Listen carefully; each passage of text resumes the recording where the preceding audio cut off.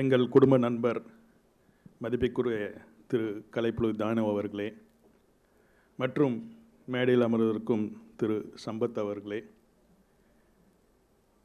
Birthday baby சகோதரர் திரு சிவகுமார் அவர்களே, 3 பேருடைய அடையாளம். ஒன்று விஜிபி, விஜிபி என்றால் சூட், வசந்தன் கோ, அடுத்தது இகேடி. அவரையும் சூட்டையும் பிரிக்க முடியாது. முதற்கண் அவர்களுக்கு பிறந்தநாள் வாழ்த்துக்கள். நான் அவருடைய பிறந்த ஊருக்கு சென்றிருக்கின்றேன், புதட்டூர்பேட்டைக்கு. அவருடைய தாயின் சிலையை திறந்து வைத்தேன். யார் தாயை மதிக்கிறார்களோ அவர் தலை சிறந்து இருக்கின்றார். அதற்கு உதாரணம் சகோதரர் திரு சிவகுமார் அவர்கள். இங்கு நிறைய சேவை செய்து கொண்டிருக்கின்றார். எஸ்ரோக்கும் இஸ்ரோக்கும் ஒரு வார்த்தை தான் வித்தியாசம். இந்தியாவுக்கு ஒரு இஸ்ரோ, தமிழ்நாட்டுக்கு ஒரு எஸ்ரோ. நிறைய பேர் நிறைய உதவி செய்து கொண்டிருக்கின்றார்கள். முகேஷ் அம்பானியின் மகனுக்கு திருமணம் நடைபெற்றது. ரொம்ப சிறிய திருமணம், ஒரு 2000 கோடி 3000 கோடி செலவு. ஊர் ஃபுல்லாக உணவு அளித்தார். அது முக்கியமல்ல, இவர் செய்வதுதான் முக்கியம். இருப்பவர்கள் கொடுப்பது பெரிய விஷயம் இல்லை, தன்னால் முடிந்தவை நண்பர்களோடு சேர்த்து கொடுப்பது தான் பெரிய விஷயம். அவர் ஒரு விழா நாயகன். தினமும் வாட்ஸ்அப்பில் எதனா ஒரு செய்தி வந்து கொண்டிருக்கும். எங்கே இருக்கிறான்னு வாட்ஸ்அப்பை பார்த்தாலே தெரிந்துவிடும். அவருடைய சொத்தே அவருடைய நண்பர்கள் தான். அதான் முக்கியம். நட்பை பாதுகாப்பது, நட்பை பெருக்குவது, நல்ல விஷயத்துக்கு பயன்படுத்துவது, அது ரொம்ப முக்கியம். அதற்கு உதாரணம் அவர்தான். நான் ஒரே ஒரு சின்ன கதையை மட்டும் சொல்லி முடிக்க ஆசைப்படுகின்றேன். நான் இது செய்தித்தாளில் படித்தது தான். கேரளாவில் ஒரு சிற்றுண்டி உணவகம், அதில் ஒருவர் அமர்ந்து சாப்பிட்டு கொண்டிருக்கின்றார்.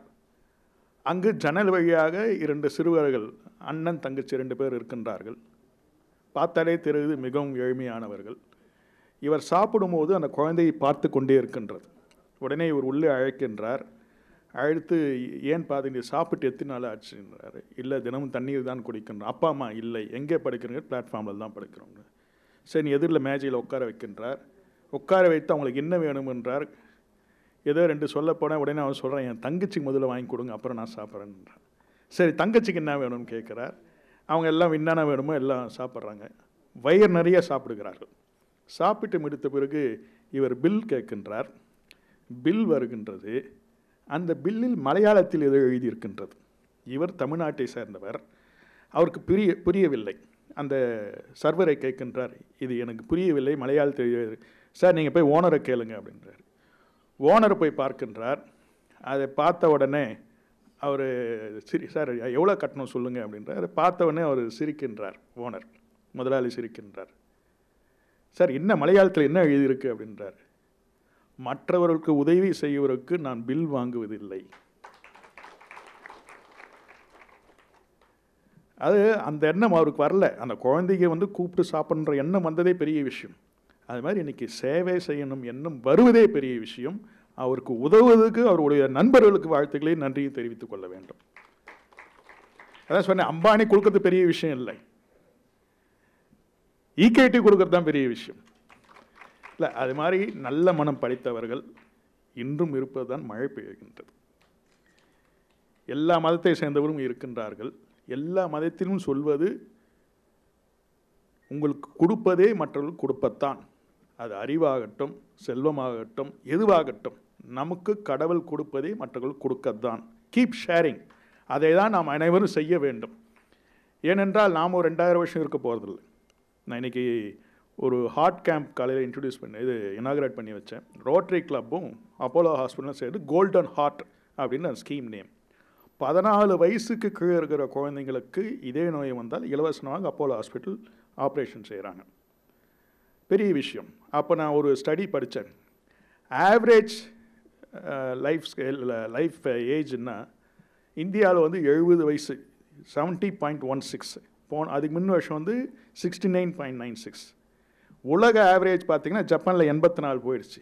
ஸோ 100 இல்லை, 200 இல்லை, 300 இல்லை. இருப்பது வரை மகிழ்ச்சியாக இருப்போம், மற்றவர்களை மகிழ்ச்சியாக வைத்துக்கொள்வோம்.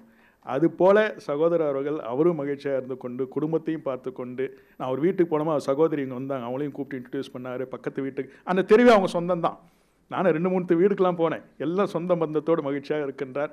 நண்பர்களை பார்த்து கொள்கிறார். அதை விட முக்கியம் மாணவர்கள், அடுத்த தலைமுறை மாணவர்களையும் பார்த்து கொண்டு தன்னால் முடிந்தவரை நாட்டிற்கும் சேவை செய்து கொண்டிருக்கும் இந்திராணி அவர்களுக்கு என் வாழ்த்துக்களை கூறி விடைபெறுகிறேன். நன்றி, வணக்கம்.